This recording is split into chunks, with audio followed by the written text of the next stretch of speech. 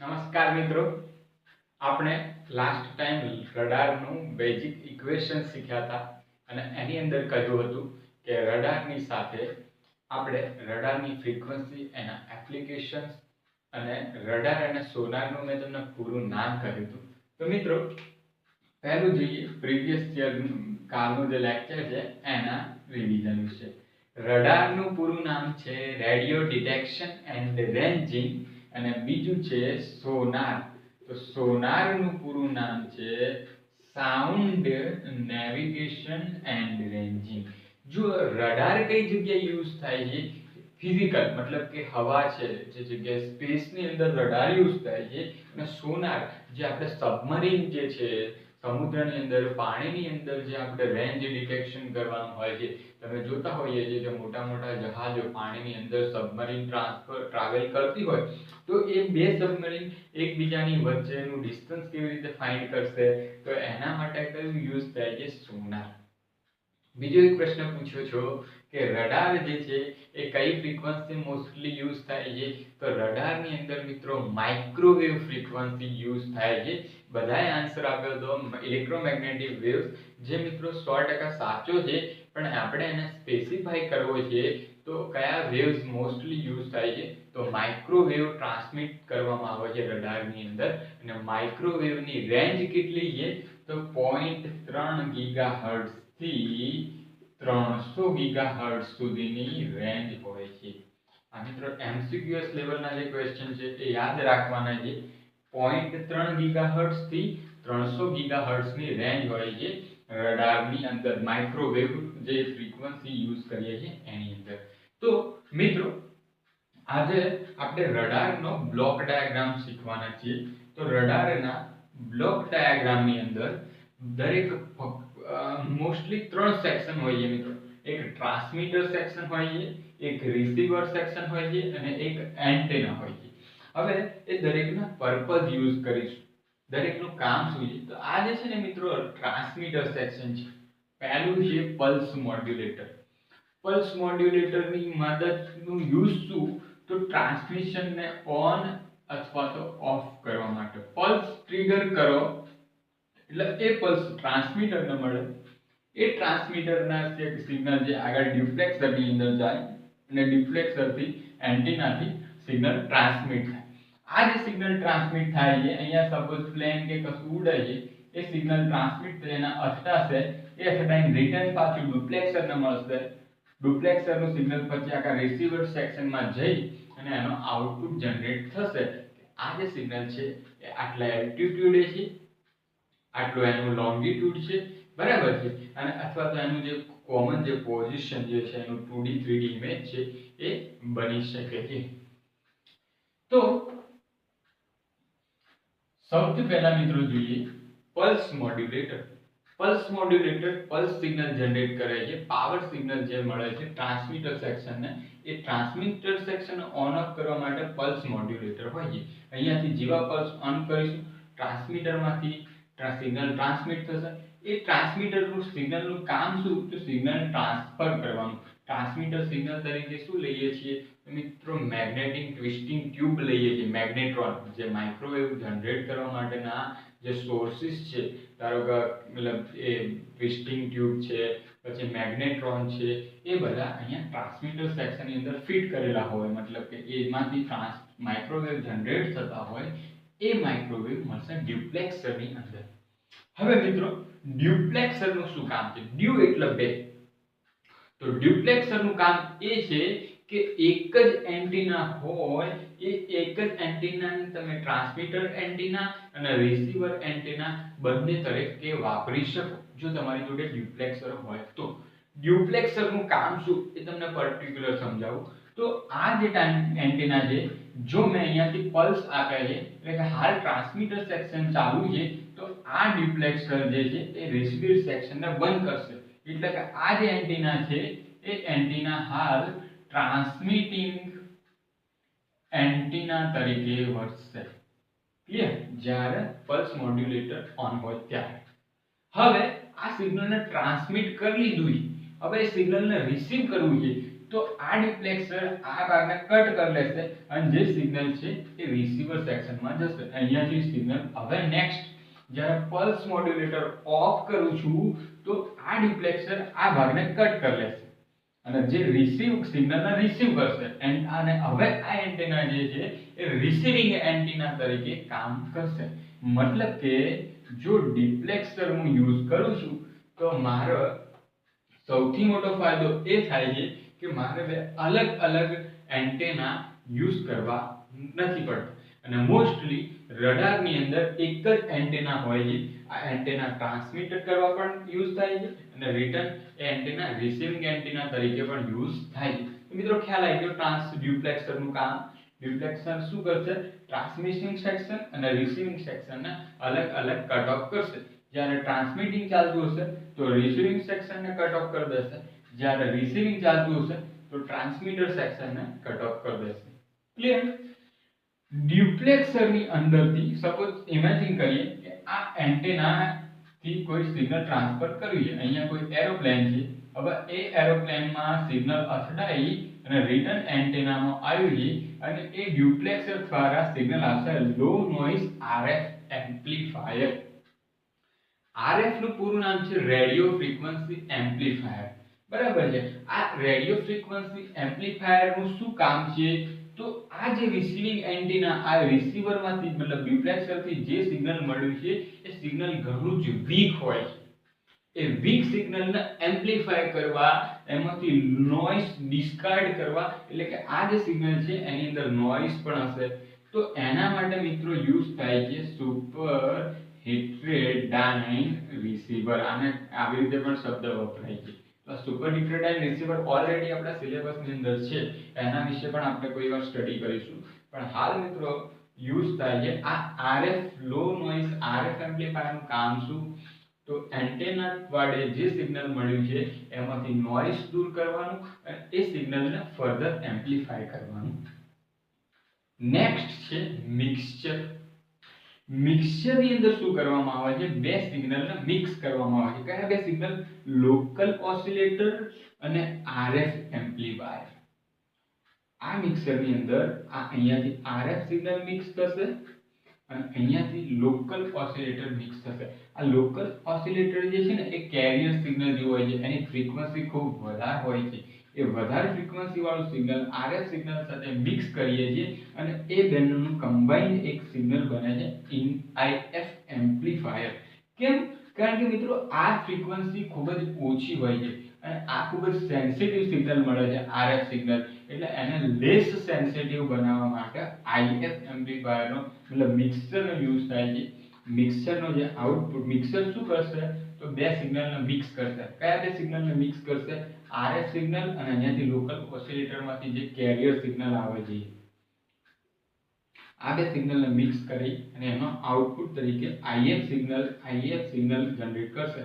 IF નું પૂરું નામ છે ઇન્ટરમીડિયેટ ફ્રીક્વન્સી એમ્પ્લીફાયર. આ ઇન્ટરમીડિયેટ ફ્રીક્વન્સી એમ્પ્લીફાયર જો છે ત્યાંથી આગળ ડિટેક્ટર જશે. ડિટેક્ટરને મિત્રો ડીમોડ્યુલેટર તરીકે પણ યુઝ કરવામાં આવે છે. હવે આ ડિટેક્ટર અથવા તો ડીમોડ્યુલેટરનું કામ શું છે? તો અહીંયા તો માત્ર મિત્રો મારે કયું સિગ્નલ જોઈતું હતું? રિસીવર સિગ્નલ જોઈતું હતું. પણ એની અંદર કયું સિગ્નલ મળ્યું? કેરિયર સિગ્નલ મળ્યું અને એમાંથી ઇન્ટરમીડિયેટ ફ્રીક્વન્સી બની ગઈ. તો અહીંયા કેરિયર સિગ્નલ એ આવે છે પ્લસ ઇન્ફોર્મેશન આપણું જે માહિતી છે એને આપણે કહીએ ઇન્ફો સિગ્નલ. તો ઇન્ફો સિગ્નલ એ હોય છે આ બધા સિગ્નલો એક સાથે ડિટેક્ટરને મળે છે. પણ ડિટેક્ટરનું કામ શું? બધા સિગ્નલને જુદા જુદા કરી દેવાના. માત્ર કયા સિગ્નલની જરૂર છે? આને તો ઇન્ફોર્મેશનનું જે અહીંયાથી મતલબ જે અહીંયા ઓબ્જેક્ટ વડે રિસીવ થઈ અને જે સિગ્નલ આવી છે એ જ સિગ્નલની જરૂર છે. તો ડિટેક્ટરનો આઉટપુટ તરીકે શું મળશે? માત્ર જે રિસીવ્ડ સિગ્નલ જે છે અહીંયા ઓબ્જેક્ટથી અથડાઈને પાછું આવેલું સિગ્નલ છે એ સિગ્નલ મળશે ડિટેક્ટરના આઉટપુટ તરીકે. આને ડીમોડ્યુલેટર તરીકે પણ યુઝ કરવામાં આવે છે શબ્દ. એ જે ડિટેક્ટરનો આઉટપુટ છે એ વિડિયો એમ્પ્લીફાયરને આપવામાં આવે છે. હવે એમ્પ્લીફાયરનું કામ જ એવું હોય કે કોઈ પણ સિગ્નલનો સ્ટ્રેન્થ એની તાકાત વધારવામાં આવે.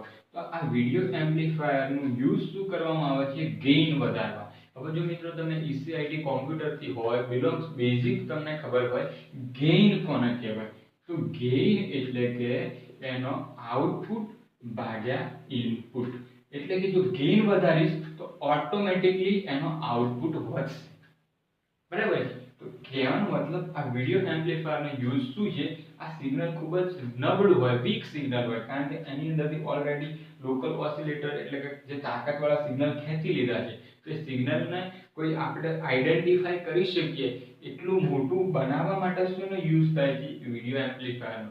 ઉદાહરણ તરીકે એમ્પ્લીફાયરનું એક સાદું ઉદાહરણ સમજીએ તો આપણો અવાજ છે એ લોબાસ અંતર સુધી જઈ શકતો નથી, પણ આપણે કોઈ સભાની અંદર સંબોધન કરવું છે તો આપણે શેનો યુઝ કરીએ છીએ, માઇક।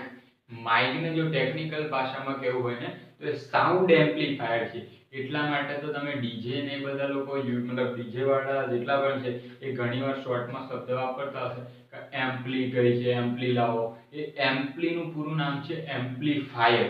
તો આ વિડિયો એમ્પ્લીફાયર શું કરશે, આ જે નાનું સિગ્નલ છે એને મોટું મતલબ મોટા વિવર્ધિત સિગ્નલ બનાવશે, અને એ જે સિગ્નલ છે એ મળશે થ્રેશોલ્ડ ડિટેક્શન। હવે આ થ્રેશોલ્ડ ડિટેક્શન નું કામ શું, તો થ્રેશોલ્ડ ડિટેક્શન નું કામ છે કે એ સિગ્નલને આઉટ મતલબ ડિસિઝન લેવાનું, થ્રેશોલ્ડ નું કામ શું કે ડિસિઝન લેવાનું। ફોર એક્ઝામ્પલ કે સમજી લો અહીંયાથી આ પ્લેનની બદલે એક નાનું પક્ષી ઈથડાઈને પાછો આવશે ને તો પણ અહીંયા રિસીવમાં સિગ્નલ તો થશે જ, પણ એ વ્યક્તિ અથવા તો એ વસ્તુ આપણા માટે ઇમ્પોર્ટન્ટ છે કે નહીં એ નક્કી કરવાનું કામ છે થ્રેશોલ્ડ ડિટેક્શનનું। મતલબ કે અહીંયા એક પ્રકારની સર્કિટ ડિઝાઇન કરી હશે, કેવી સર્કિટ ડિઝાઇન કરી હશે કે ધારો કે જો ડાયમેન્શન એક્ઝામ્પલ આપું છું કે જો ડાયમેન્શન મતલબ અહીંયાથી જે વિડિયો એમ્પ્લીફાયરનું સિગ્નલ મળ્યું એ 15 વોટ કરતો મોટું હશે તો આઉટપુટમાં 1 જનરેટ થશે, અને જો એ ડાયમેન્શન નાનું હશે મતલબ 15 વોટ ના હોય, મીટર લઈ લે એ ડાયમેન્શન 5 મીટર 15 વોટ મીટર કરતો ઓછું હશે તો આઉટપુટની અંદર 0 છે સિલેક્ટ થશે। મતલબ શું કહેવા માંગુ છું, પ્રેક્ટિકલ ભાષામાં જઈએ તો આ રડારનો મેઇન પર્પઝ હોય છે સંરક્ષણ સિસ્ટમમાં, કે કોઈ પણ જગ્યાએ કોઈ ઘૂસણખોરી થઈ છે કે નહીં થઈ એ વખતે પછી એને ટાર્ગેટ કરવાનું। અહીંયા તો મોસ્ટલી તો ઓટોમેટિક ગાઇડેડ સિસ્ટમની અંદર રડાર સિસ્ટમ યુઝ થાય છે। તો સમજી લો કે અહીંયાથી આપણે દુશ્મન દેશનું પ્લેન મતલબ અહીંયા રડાર ગોઠવી, હવે અહીંયાથી એક પક્ષી આમ ક્રોસ થઈ ગયું તો પક્ષી ગયું એટલે પક્ષીના ફ્રીક્વન્સી અથડાઈને પણ આપણને એક સિગ્નલ નીચે મળ્યું, તો જેવું સિગ્નલ મળ્યું તો આપણને તો એમ જ થાય કે ભાઈ કોઈ વસ્તુ પસાર થઈ તો ચલો એના ઉપર ઓટોમેટિક મિસાઇલ દાગી દો તો આપણી મિસાઇલો વેસ્ટ થાય। આપણે ડિટરમાઇન કરવું જોઈએ કે એ વસ્તુ જે છે એ આપણને નુકસાન પહોંચાડી શકે એવી છે, મતલબ કે એ કોઈ એરોપ્લેન છે, કોઈ હેલિકોપ્ટર છે, એટલા માટે અહીંયા થ્રેશોલ્ડ ડિટેક્શન મૂકેલું હોય। એ થ્રેશોલ્ડ ડિટેક્શન જોઈએ કે કેટલી સાઇઝનું તો કેટલો આઉટપુટ વાળું સિગ્નલ ફરીથી મને મળે છે, અને એ મતલબ તાર એક્ઝામ્પલ પક્ષી હશે તો પક્ષીનો આઉટપુટ ઓછો હશે એટલે એને કેવી રીતે ગણી લે, નોઇઝ તરીકે કે ભાઈ આ કોઈ આઉટપુટ જરૂરી વસ્તુ ગઈ નથી। તો સૌથી ઇમ્પોર્ટન્ટ પેરામીટર હોય છે થ્રેશોલ્ડ ડિટેક્શનનો। તો આ મિત્રો રડારના બેઝિક બ્લોક ડાયાગ્રામની વાત થઈ। હવે રડારના પ્રકાર આવે છે, રડારના એક પ્રકાર છે SAR અને બીજું છે MTI રડાર। મિત્રો વધારે ડિટેલમાં જવું નથી, બંનેનું તમને બેઝિક વર્કિંગ સમજાવું છું। SAR રડાર છે ને એને કહેવાય સિન્થેસિસ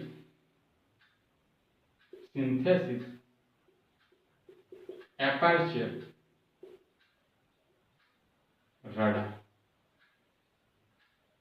અને MTI છે એને કહેવાય મૂવિંગ ટાર્ગેટ ઇન્ડિકેટર। આના ફૂલ ફોર્મ કદાચ MTI નું પૂરું નામ TO અથવા તો વાયરલેસ PSI ની લાસ્ટ એક્ઝામની અંદર હતું, તો પૂરું નામ યાદ રાખી લઈએ કારણ કે આના બ્લોક ડાયાગ્રામની અંદર વધારે ઊંડા ઉતરવાની જરૂર નથી મિત્રો। આના રિલેટેડ MCQs આપણે એકવાર જોઈ લઈશું જેથી કરી અને આની અંદર શું ડિટેલમાં કોઈ ક્વેશ્ચન પૂછાય છે, કઈ રીતના પૂછાય છે એ તમને ખ્યાલ આવી જાય. તો SAR રડારનું પૂરું નામ છે synthetic aperture radar, synthesis aperture radar, અને MTI નું પૂરું નામ છે મૂવિંગ ટાર્ગેટ ઇન્ડિકેટર. હવે SAR રહ્યું ને એ મિત્રો કોઈ પણ ફિક્સ વસ્તુ જે મૂવ ના કરતું હોય એવી વસ્તુ માટે એના 2D કે 3D ઇમેજ બનાવવા માટે યુઝ થાય છે સિન્થેટિક અપર્ચર રડાર. અને MTI જે છે એ કઈ જગ્યાએ વેપન્સ, ઓટોમેટિક વેપન સિસ્ટમ જે છે, આપણે નહીં હમણાં કહેતા કે આપણે ફ્રાન્સથી આપણે હમણાં વિમાન જે મંગાયા હતા રાફેલ, બરાબર છે, તો એ રાફેલની અંદર આપણે નહીં કહેતા કે ઓટોમેટિક ગાઇડેડ સિસ્ટમ છે કે ઓટોમેટિક, તમે ઘણી વાર મૂવી જોતા હોવ છો કે ટાર્ગેટ પ્લસ માઇનસ થતો હોય મૂવીની અંદર, ઇંગ્લિશ મૂવીની અંદર, તો એ પેલા ડિસ્પ્લેની અંદર ડ્રોપ બતાવતું હોય, એ ડિસ્પ્લેની અંદર બતાવતું હોય તો એની અંદર મોસ્ટલી આ ટેકનોલોજી યુઝ થાય, મૂવિંગ ટાર્ગેટ ઇન્ડિકેટર. તો સિન્થેટિક અપર્ચર રડાર જે રહ્યું એ કોઈ મોટો ઓબ્જેક્ટ છે. ફોર એક્ઝામ્પલ આપણે એકનેથી 360 વ્યૂ લેતા હોઈએ છીએ, એરિયલ વ્યૂ કહીએ છીએ ને, તો એની અંદર આ SAR રડારનો યુઝ થાય છે. કેવી રીતે થાય છે એ તમને સમજાવું. ફોર એક્ઝામ્પલ આટલા પ્રદેશનું ઓબ્ઝર્વેશન કરવાનું છે. ધારો કે અમદાવાદની આખી એક 2D 3D હાઈટ ઉપરથી ઇમેજ બનાવી છે, તો એની અંદર SAR રડારનો યુઝ થશે. એક પ્લેન થ્રુ, એક એરોપ્લેન છે, આ એરોપ્લેનની જે ટોચ છે, મતલબ નીચે જે ભાગ છે એના ઉપર આ SAR રડાર ફિટ કરી દેવામાં આવશે. હવે આ SAR રડાર છે એ દરેક બિંદુએ ઓબ્જેક્ટ ઉપર સિગ્નલ ટ્રાન્સફર કરશે અને રિસીવ કરશે, ટ્રાન્સફર કરશે, રિસીવ કરશે, ટ્રાન્સફર કરશે, રિસીવ, ટ્રાન્સફર, રિસીવ, અને એના એકોર્ડિંગ એક 2D અથવા તો 3D ઇમેજ બનાવશે. હવે આને આ ઇમેજ મતલબ નકશા બનાવવા, કોઈ આખો 360 નો વ્યૂ બનાવવા, એવું જે ફિક્સ ઓબ્જેક્ટ છે જે મૂવ નથી થતી એવા માટે SAR રડાર યુઝ થાય છે. હવે MTI યુઝ કેવી રીતે થાય છે, તો મૂવિંગ ટાર્ગેટ ઇન્ડિકેટર. આની અંદર મિત્રો ડોપલર ઇફેક્ટનો યુઝ થાય છે. હવે પહેલા તો MTI નું પૂરું નામ અને SAR નું પૂરું નામ એકવાર યાદ રાખી લેજો. MTI એટલે મૂવિંગ ટાર્ગેટ ઇન્ડિકેટર. હવે MTI નું શું કામ છે અથવા તો MTI વર્ક કેવી રીતે કરે છે, તો MTI ની અંદર મિત્રો શું હશે, આ એક ફોર એક્ઝામ્પલ આ એક પ્લેન છે, આ એક બીજું પ્લેન છે. હવે આ જે પ્લેન જે છે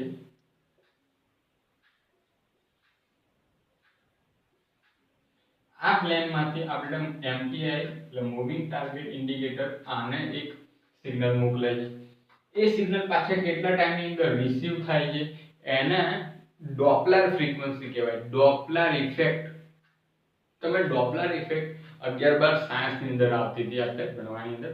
ડોપલર ઇફેક્ટ કોને કહેવાય, તો આપણે ટ્રેન છે, ટ્રેનની જેમ જ્યારે દૂર ઊભા હોઈએ તો એનો અવાજ ધીમો ધીમો સંભળાય છે, પણ એ જ ટ્રેનનું હોર્ન જેમ જેમ નજીક આવે છે એમ એમ એની ફ્રીક્વન્સી બદલાવે જાય.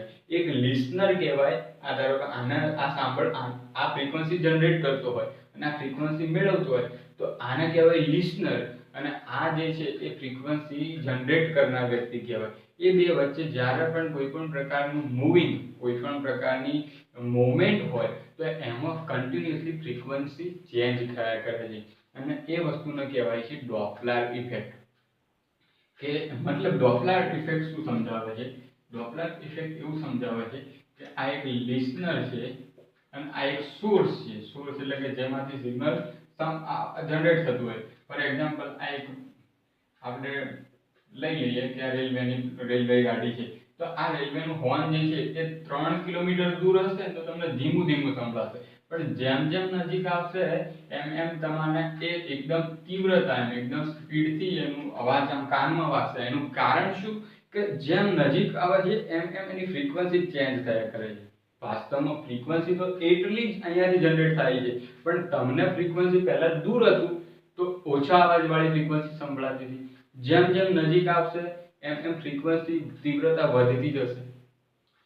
તો એ તીવ્રતાના આધારે આપણે ડિસ્ટન્સ ગણી શકીએ છીએ અને એ કહેવાય ડોપલર ઇફેક્ટ. એ ડોપલર ઇફેક્ટનો યુઝ થાય છે મૂવિંગ ટાર્ગેટ ઇન્ડિકેટરની અંદર. આની અંદર મિત્રો વધારે ડિટેલમાં ઊંડા ઉતરવાની જરૂર નથી. ફરીથી એકવાર રડારની અંદર કેટલું કરવાનું છે પૂરા નામ કરી લેજો રડારના. રડારનો બેઝિક બ્લોક ડાયાગ્રામ, એસએઆર રડારનું વિશે, એમટીઆઈ રડારનું પૂરું નામ, એસએઆરનું પૂરું નામ, દરેકનું વર્કિંગ શું છે, બરાબર છે, અને એનું ઇક્વેશન ખાસ કરવાનું છે મિત્રો. ઇક્વેશન ઉપરથી થાઉઝન્ડ ઓફ એમસીક્યુએસ પૂછાય છે. બીજું બધું નહીં કરી શકો રડાર હો તો ચાલશે. રડારના 2 થી 3 માર્ક્સ તમારે જો કવર કરવા છે તો રડારનું રેન્જ ઇક્વેશન કરી લો, બરાબર છે. રડારની અંદર કઈ કઈ ફ્રીક્વન્સી યુઝ થાય છે એનો એક હું આજે સ્ક્રીનશોટ પાડી અને ગ્રુપની અંદર શેર કરી દઈશ. તેની ફ્રીક્વન્સી કઈ યુઝ થાય છે. તો આજે મિત્રો કેટલી વસ્તુ જોઈ એના ઉપર એકવાર રિવાઇઝ કરી લઈએ. તો બ્લોક ડાયાગ્રામ જોયો છે. બ્લોક ડાયાગ્રામની અંદર ફરી એકવાર જોઈએ. પલ્સ મોડ્યુલેટર ટ્રાન્સમીટરનો ઓન ઓફ કરવા યુઝ થાય છે. ટ્રાન્સમીટર ટ્રાન્સમિટિંગ સિગ્નલને મોકલે છે, એના માટે કઈ કણ યુઝ થાય છે તો મેગ્નેટ્રોન અને ટ્વિસ્ટિંગ ટ્યુબ. પછી આવે છે ડ્યુપ્લેક્સર. ડ્યુપ્લેક્સરનું શું કામ કે આ એન્ટેનાને ટ્રાન્સમીટર એન્ટેના તરીકે યુઝ કરવું કે રિસીવર એન્ટેના તરીકે યુઝ કરવું એ કોણ નક્કી કરશે? ડ્યુપ્લેક્સર. જ્યારે અહીંયા પલ્સ મોડ્યુલેટર ચાલુ હશે તો રિસીવિંગ સેક્શનને કટ ઓફ કરી દેશે, બંધ કરી દેશે અને ટ્રાન્સમિટિંગ તરીકે એક્ટ કરશે. અને આ પલ્સ મોડ્યુલેટર ઓફ હશે એટલે રિસીવર એન્ટેના તરીકે એક્ટ કરશે અને આને કટ ઓફ કરી દેશે. ડ્યુપ્લેક્સરનો આઉટપુટ કઈ જગ્યાએ જાય છે? આરએફ એમ્પ્લીફાયરમાં. આરએફ એમ્પ્લીફાયર તરીકે સુપર હિટેડ એન્ડ રિસીવર પણ યુઝ થાય છે. આરએફ એમ્પ્લીફાયરનું પૂરું નામ રેડિયો ફ્રીક્વન્સી એમ્પ્લીફાયર. આ શું કરશે?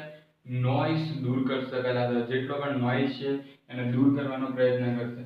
એનો આઉટપુટ મિક્સચરને આપવામાં આવે છે. મિક્સચર શું કરે છે તો આરએફ એમ્પ્લીફાયર અને કરિયર ફ્રીક્વન્સી, આ રેડિયો ફ્રીક્વન્સી અને કરિયર ફ્રીક્વન્સી લઈ શકીએ. કરિયર સિગ્નલ પણ લઈ શકીએ, કરિયર ફ્રીક્વન્સી પણ લઈ શકીએ.